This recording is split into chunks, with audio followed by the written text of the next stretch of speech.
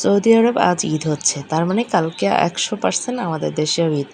তো কালকে আর আজকে 30 রোজা, কালকে তো আর 31 রোজা হবে না। তো আমরা কেনাকাটা করতে চলে আসছি। টুকটাক ঈদের আগের দিন কেনাকাটা থেকেই যায়, এটা সবার আমার মতো থাকে, তাই না? সবাই বলুন তো কমেন্টে। বাচ্চাদের কেনাকাটা শেষ করে বাসায় চলে আসছি একদম ইফতার টাইম। আজকে আমাদের ইফতারে ছিল পরোটা আর বুটের ডাল দিয়ে গরুর মাংস। আমার শাশুড়ির হাতে এই খাবারটা একদম জমে গিয়েছিল। আমার শাশুড়ির হাতে সব খাবারই প্রতিদিনই জমে যায়। যেহেতু আজকে লাস্ট ইফতারি আর শ্বশুরবাড়িতে দ্বিতীয় ইফতারি, আলহামদুলিল্লাহ সবাই অনেক মজা করে খেয়েছি।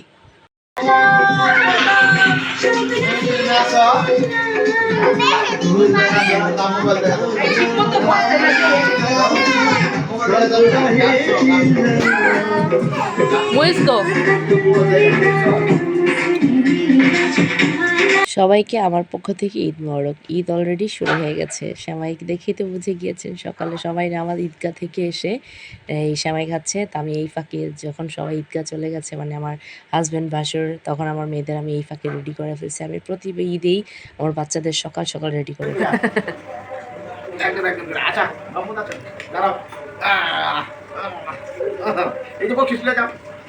সালামি সালামি সালামি সালামি দিতে হবে।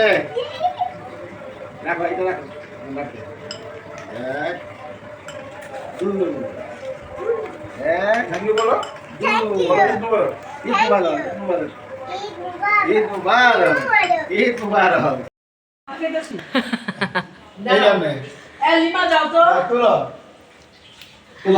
এনারা হচ্ছেন আমার শাশুড়ির 3 রাজপুত্র, মানে আমার 2 ভাসুর আর আমার হাজব্যান্ড, তারা 3 ভাই। তাদের দিন শেষে মন চাইলো এখন একটু কোলাকুলি করে একটু ভিডিও, একটু ফটো নেওয়ার জন্য। তো আমিও রেডি হয়ে গেলাম তাদের একটু ভিডিও আর ফটো দেওয়ার জন্য। তো এই তো তাদের একসাথে সারাদিন সব কিছু করে খাওয়া দাওয়া করলাম, গল্পগুজব করলাম অনেক কিছুর পর। এখন আমরা বের হয়ে গেছি একটু ঘোরাঘুরি করার জন্য। সবাই মিলে চলে যাচ্ছি আমার একমাত্র খালা শাশুড়ির কাছে, মানে আমার তো খালা শাশুড়ি আর আমার বাচ্চা আর আমার হাজব্যান্ডের ছোট খালা, আমার হাজব্যান্ডের ছোট খালা আর আমার বাচ্চাদের ছোট দাদি।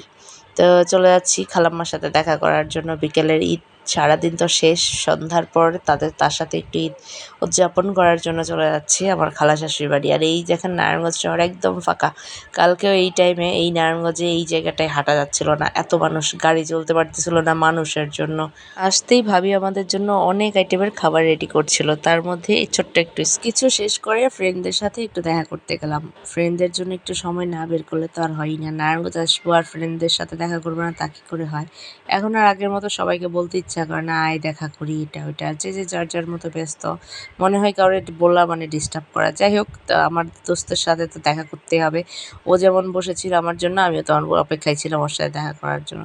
এখন 2 বন্ধু চলে আসছি। আর আমাদের পরনের বন্ধু আরেকজন যে আছে নয়ন, সে তো এখন আর নারায়ণগঞ্জ থাকে না, নারায়ণগঞ্জ থেকে সে চলে গেছে। তো এই দূরে ছিল দেখে ওর সাথে আর দেখা হয়নি, ওর সাথে ভিডিও কলে কথা হয়েছে। তো এই তো সব শেষ করে দুই বন্ধু মনের দুঃখের কথা বলতে বলতে সময় শেষ, ঘন্টাখানেক সময় একসাথে ছিলাম। তো এই তো বাসায় চলে আসছি এখন আমি, মানে বাসায় ও আমাকে নামাই দিয়ে চলে গেছে।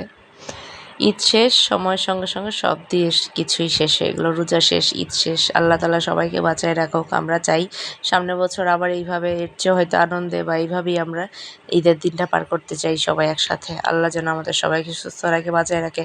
এখন রাতের 1টা, আমরা সবাই চা খাচ্ছি, চায়ের আড্ডা চলছে।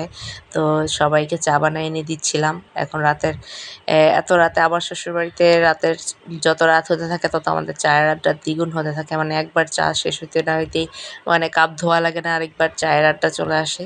তো এইভাবেই দিনটা পার করলাম। সবাই ভালো থাকবেন, আমাদের জন্য দোয়া করবেন। ঈদের পরের দিন চাচা শ্বশুর আসছে, ওনাকে দিয়েই ব্লগটা শেষ করলাম। সবাই ভালো থাকবেন, সবাই সবার জন্য দোয়া করবেন। আল্লাহ হাফেজ।